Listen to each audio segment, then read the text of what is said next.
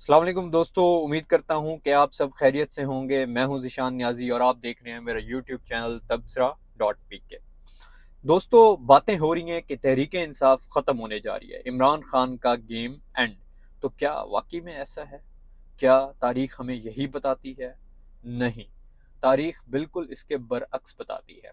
जो लोग और मेरे दोस्त ये बातें कर रहे हैं उनके लिए मैं अर्ज करना चाहूँगा कि अगर आप हिस्टोरिकली देखें सियासी जमातों को, पाकिस्तान की जो पॉलिटिकल पार्टीज हैं, अगर आप उनकी हिस्ट्री देखें तो जनरल जिया ने भुट्टो को फांसी लगाने के बाद 11 साल तक पीपल्स पार्टी को तोड़ा।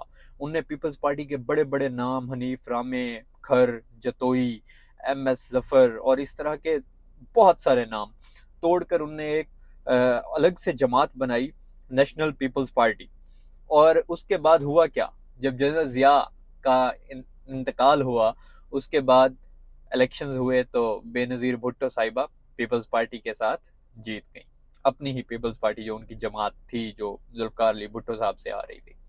उसके बाद आपको दूसरी मिसाल देना चाहूंगा मैं जनरल मुशर्रफ साहब की।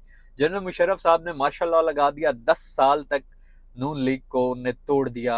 नून लीग के बंदे तोड़कर सारे काफ लीग में ले आए, काफ लीग की गवर्नमेंट बन गई। उस वक्त भी लोगों का यही कहना था नून लीग जो है वो खत्म हो गई और अब तो काफ लीग है और काफ लीग ही चलेगी। हुआ क्या? जैसे ही मुशर्रफ साहब गए, नून लीग दोबारा 2/3 के साथ हुकूमत में आ गई पीपल्स पार्टी के बाद। तो ये जो चीज़ें हैं ये हमें बताती हैं कि जो पॉलिटिकल पार्टीज होती हैं वो कभी भी ख़त्म नहीं होती, चाहे वो पीपल्स पार्टी थी, PMLN थी या अब PTI है। तो दोस्तों, आप मतलब यही आप अपने आप से सवाल करें, देखें इन चीज़ों को कि क्या पीपल्स पार्टी और नून लीग ख़त्म हो गए? नहीं, तो PTI भी नहीं होगी। अच्छा, अब हम बात करते हैं जो अब का जो करंट स्टेटस चल रहा है। PTI के ऊपर शदीद किस्म का प्रेशर, शदीद किस्म का क्रैकडाउन। उनके जो हामी हामी उनके सहाफ़ी हैं, उनकी जो लीडरशिप है, second tier, third tier, even के उनके कारकुनान, सारों को जेलों में डाल दिया। उनके बच्चों को, उनके बहनों को, उनकी बीवियों को, सबको, पूरे के पूरे ख़ानदान के ऊपर क्रैकडाउन किया जा रहा है। तो इस किस्म का बदतरीन क्रैकडाउन, मतलब ये हमने हिस्टोरिकली हमने नहीं देखा, लेकिन हमारे बड़ों ने ज़रूर देखा होगा। अच्छा, इसी बात के ऊपर अब मैं एक और बात ऐड करना चाहूँगा। हमारे जो दोस्त हैं यहाँ पे, काफ़ी सारे जो एक अपने आप को लेफ्ट विंग से का तसव्वुर करते हैं, उन लोगों का बार-बार ये कहना सामने आ रहा है कि जी कोई ज़ुल्म नहीं हो रहा तहरीक इंसाफ से। ये कोई ज़ुल्म होता है? ज़ुल्म तो बलोचों के साथ हुआ, ज़ुल्म तो पख्तूनों के साथ हुआ, ज़ुल्म तो फ़लाँ के साथ हुआ, फ़लाँ के साथ हुआ। हिस्टोरिकली मतलब जो पाकिस्तान की एक तारीख चलती आ रही है उसके ऊपर। तो भाई अगर उनके साथ ज़ुल्म हुआ, तो क्या ये ज़ुल्म नहीं है? मतलब अगर वो ज़ुल्म जो है वो इस ज़ुल्म को जस्टिफ़ाई करता है।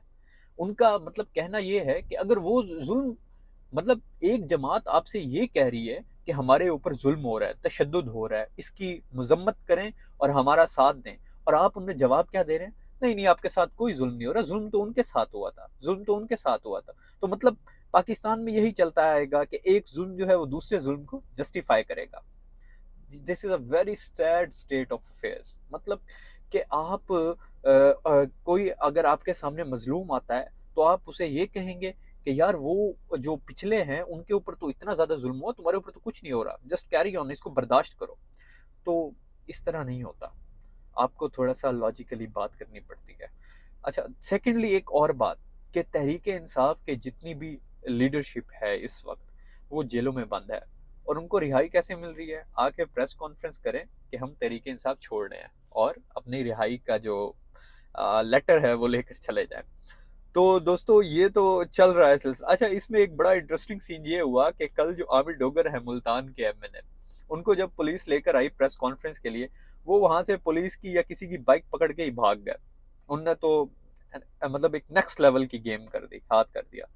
तो जो लोग प्रेशर बर्दाश्त कर सकते हैं वो बर्दाश्त कर रहे हैं जब तक कर सकेंगे, और जो लोग नहीं कर सकते वो छोड़ रहे हैं। अब देखें, इसके अंदर एक शीरीन मज़ारी साहिबा ने जो कल उनको 5 दफ़ा ऑर्डर्स हुए कोर्ट के, उनको रिहा किया गया और 5वीं मरतबा उनको अरेस्ट किया गया। उनकी कुछ घरेलू वजूहात की वजह से, ऑब्वियसली उनके हस्बैंड की कुछ अर्सा पहले ही डेथ हुई है, उनके फिर बच्चों का उनके ऊपर प्रेशर ज़्यादा था और उनकी सेहत भी ये इजाज़त नहीं दे रही थी, तो उनको उस वजह से no doubt she is not an electoral person, मतलब वो एक खसूसी सीट के ऊपर आई थी, इलेक्शन लड़के ही नहीं आई। बल्कि लेफ्ट विंग वालों को तो उनके लिए आवाज़ उठानी चाहिए, क्योंकि उनने हमेशा जो है ह्यूमन राइट्स की बात की है और आवाज़ उठाई है, अपनी बुलंद की है हर फोरम के ऊपर। Even she was with in government of PTI. तो ऐसे शख्स की हमें ज़रूरत है पाकिस्तान को, जो लोग थोड़ा सा चीज़ों को समझते हैं और पार्टी से बालातर होकर कुछ चीज़ों को लेकर चलते हैं। तो ऐसे लोगों से सियासत छुड़वाना is sad, is really sad. अच्छा, अब बात करते हैं कि क्या तहरीक इंसाफ इस सब को सरवाइव कर पाएगी? क्या तहरीक इंसाफ वाकई एक सियासी जमात के तौर पर उभर आएगी? तो दोस्तों, बात ये है कि आप अगर तारीख देखें, पाकिस्तान की जो सियासी जमातें हैं, मैं उन्हें बैटल हार्डन सियासी जमातें कहता हूँ।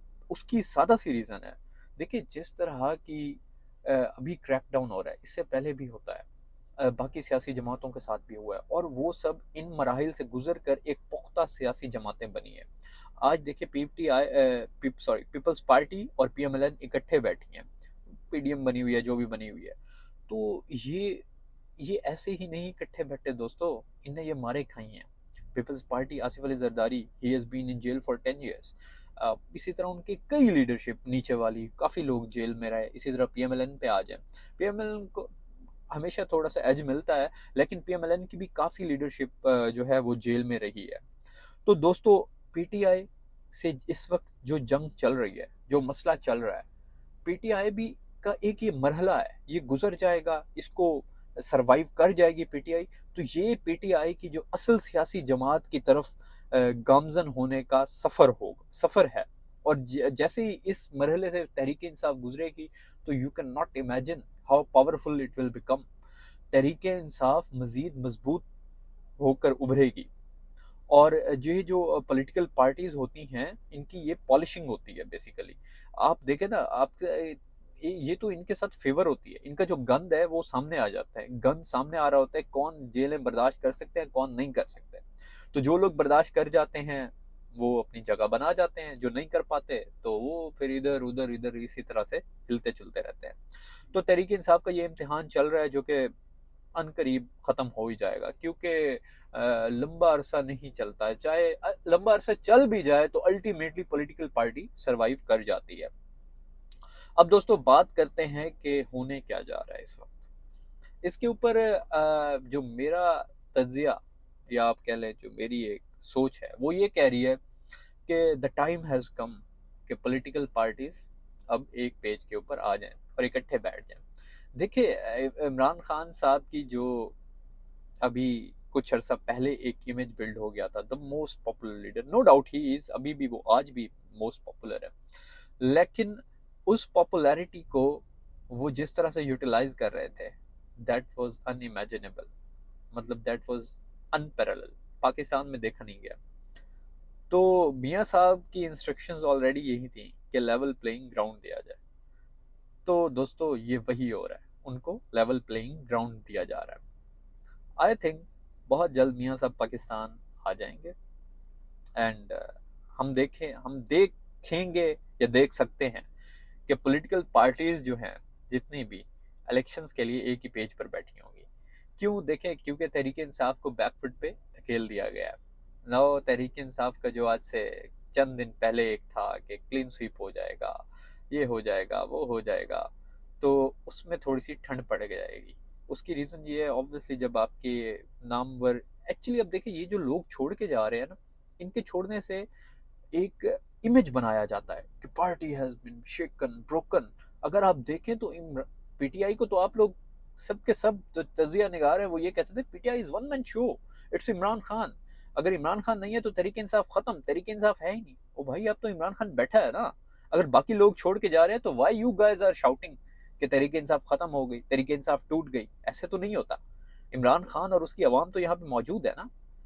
तो दोस्तों, बात यह है कि इमरान खान और उसकी आवाम यहाँ पे मौजूद है, वो इलेक्शन के लिए तैयार है। अब जब ये एक लेवल प्लेइंग फील्ड दिखा दी जाएगी, होगी या नहीं वो एक अलग बात है, दिखा दी जाएगी, तो मियाँ साहब विल कम टू पाकिस्तान। जो तीनों जमातें हैं या जितनी भी जमातें हैं पॉलिटिकल पर, 3 मेजर हैं, तो ये सब आई थिंक इकट्ठे बैठेंगे और इलेक्शन की तरफ कंसेंसस जाएगा। और दोस्तों मुल्क का इस वक्त सॉल्यूशन ही यही है।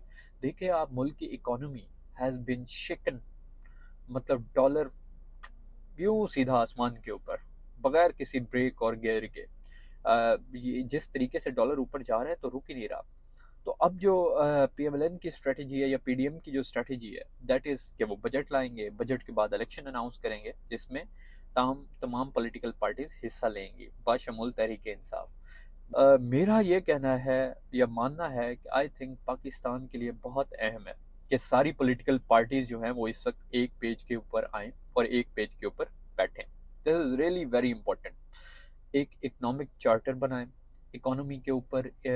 बहुत लाजमी है कि सारी पॉलिटिकल पार्टीज और तमाम स्टेक होल्डर्स बशमूल इस्टेब्लिशमेंट इनको एक इकोनॉमिक चार्टर डेवलप करना चाहिए, जो कि अगर ना हो सका तो आई थिंक पाकिस्तान की इकोनॉमी ज़्यादा देर सरवाइव नहीं कर पाएगी। ये जो सब मेरा एक तज्जिया है, इसको सेकंड किया है हमारे एक सीनियर फ्रेंड है, तो he has met Hussain Nawaz Sharif, maybe Nawaz Sharif too. तो उनने जो मेरा ये थॉट है इसको एंडोर्स किया है that this is going to happen, कि बहुत जल्द आप देखेंगे तमाम पॉलिटिकल पार्टीज एक पेज पर होंगी और फिर establishment will say now you all have equal space to play, so do what you want. तो अब देखें कि क्या होता है, क्या पॉलिटिकल पार्टीज एक पेज पे आती हैं, बजट के बाद इलेक्शन अनाउंस होते हैं या नहीं होते। मेरी जो अब तक की इतलात है और तज्जिया वो यही कह रहा है बजट के बाद इलेक्शन है और political parties for the sake of economy एक पेज के ऊपर आ रही हैं बहुत जल्द। और पाकिस्तान की बेहतरी तरक्की इसी के अंदर है दोस्तों। और जो तहरीक इंसाफ ख़त्म होने की बातें हैं उन पे कान मत धरें, ये फजूल बेबुनियाद बातें हैं। पॉलिटिकल पार्टीज कभी ख़त्म नहीं होती, इसकी तारीख गवाह है। अस्सलाम वालेकुम, इजाज़त दीजिए, बहुत शुक्रिया।